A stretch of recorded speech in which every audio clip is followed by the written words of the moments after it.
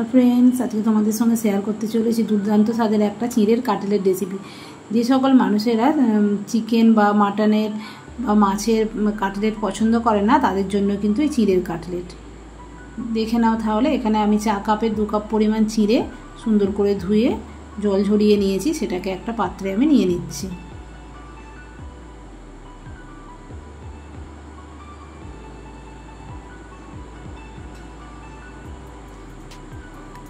এখন আমি দিয়ে নেব সেদ্ধ করা আলু। তো 2 কাপ পরিমাণ চিড়ে আছে, যার জন্য আমি 2টো আলু দিলাম।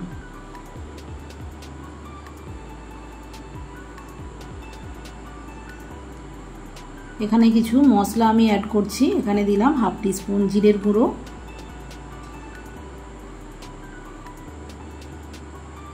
এটা আছে ভাজা মশলার গুঁড়ো, এটা চা চামচের 1 চামচ পরিমাণ দিলাম।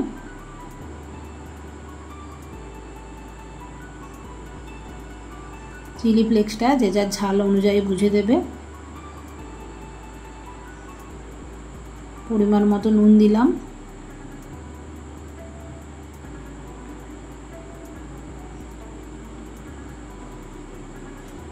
এটা 1 চিমটি পরিমাণ গরম মশলার গুঁড়ো দিলাম।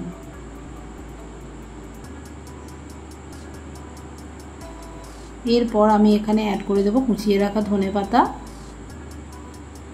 এবং কুচিয়ে রাখা পেঁয়াজ। তো যারা সম্পূর্ণ নিরামিষভোজী তারা কিন্তু পেঁয়াজটা বাদ দিয়ে এইভাবে বানিয়ে নিতে পারে। এটাকে হাত দিয়ে সুন্দর করে মেখে নিতে হবে।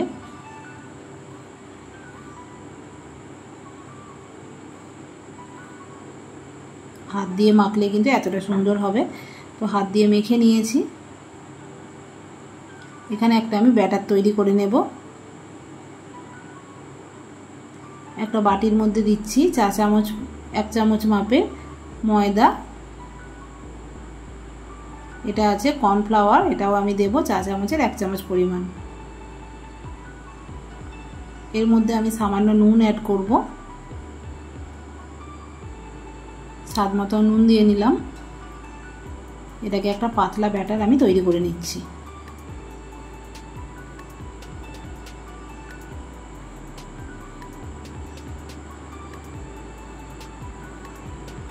দেখতেই পাচ্ছ একদম পাতলা একটা ব্যাটার এখানে রেডি করে নিলাম।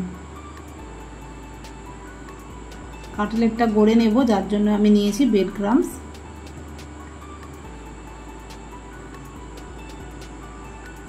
এখানে যে চিড়েটা মেখে রেখেছিলাম আলু দিয়ে, সেখান থেকে আমি কাটলেট গড়ার জন্য কিছুটা পরিমাণ নিয়ে নিচ্ছি। তোমরা চাইলে বিভিন্ন ধরনের শেপ দিতে পারো, কিন্তু যেহেতু কাটলেট, আমি কাটলেটের আকারেই এখানে গড়ে নেব। দেখে নাও এইভাবে একদম ইজিলি, কোনো অসুবিধা নেই। দেখিয়ে দিচ্ছি। চ্যাপটা করে নিয়ে সামনের দিকটাকে একটু লম্বাটা করে নিতে হবে।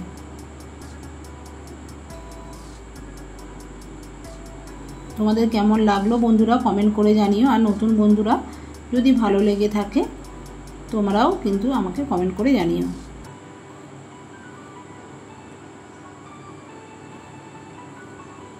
এইভাবে করে কিন্তু কাটলেটগুলো আমি সমস্ত গড়ে নেব।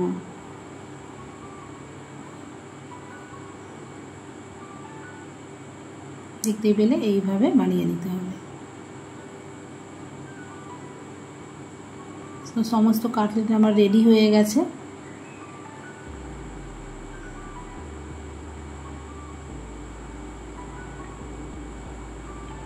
এবারে পালা হলো আমাদের কোটিং করে নেওয়া, যার জন্য আমি ব্রেড ক্রাম্বস নিয়েছি। আর যে ময়দা কর্নফ্লাওয়ারের গুলে রেখেছিলাম পাতলা ব্যাটার, সেটাও নিলাম।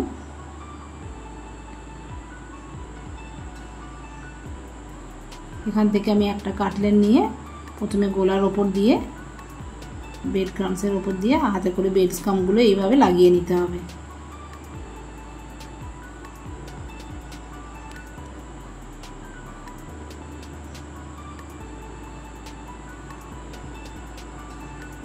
দেখতে পাচ্ছ এইভাবে করে কিন্তু বানিয়ে নেবে।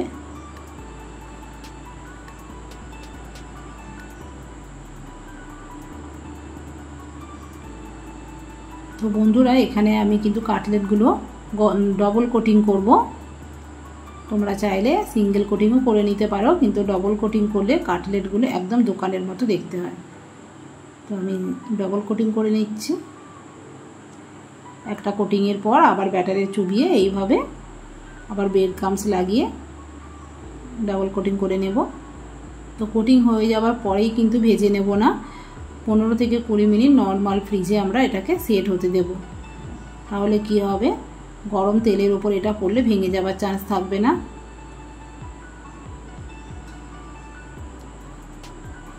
এখানে তেলটা গরম করে নিয়েছি, একদম ফুল হিটেতে তেলটা গরম আছে। আর এটাকে আমি 15 মিনিট ফ্রিজে রেখেছিলাম, এখন ভেজে নেব। তো হাই হিটেতে এটা ভাজবো না, এখন মিডিয়াম ফ্লেম করে দেব। মিডিয়াম ফ্লেমে রেখে এটাকে আস্তে আস্তে ছেড়ে দেব। তেলটাকে ফুল হিটে গরম করে নিয়ে মিডিয়ামে দিয়ে কাটলেটগুলো ছাড়তে হবে।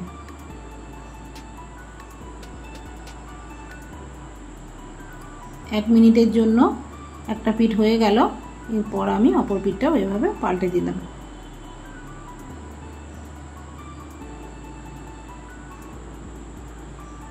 লাল লাল করে এখানে ভেজে নিতে হবে, একটু সময় লাগবে, ধৈর্য ধরে ভাজতে হবে।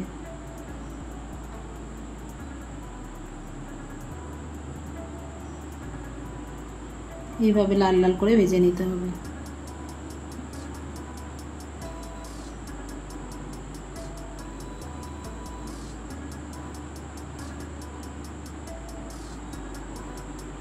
রেডি হয়ে গেছে আমার, আমি এখন তুলে নিলাম।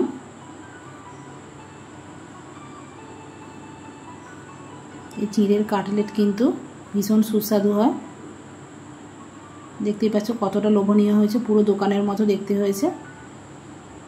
বন্ধুরা আজকের মতো টাটা।